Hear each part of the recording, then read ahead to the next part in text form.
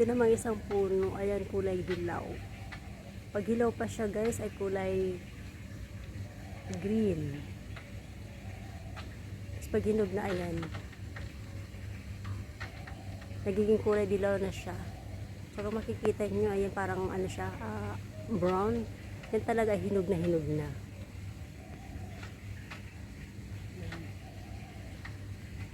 Meron siyang 4, ay 5. Meron pa pala sa pinakataas.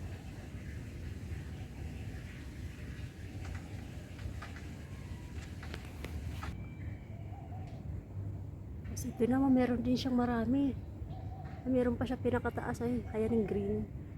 Mga baby pa siya. Oh, shoot naman ang ibon. Ayan. Marami itong isa. Parang ano yata, 7 lahat.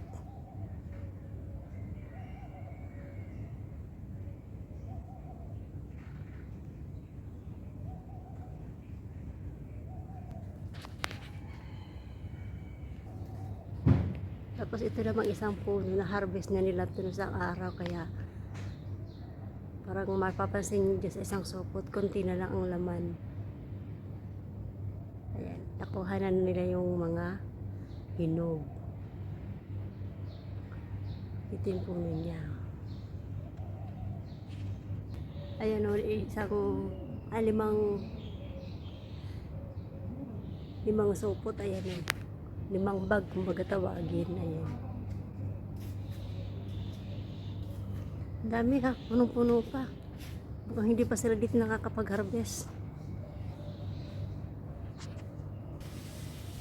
So 5 puno siya lahat guys. Ito yung mga bunga ng mga dates.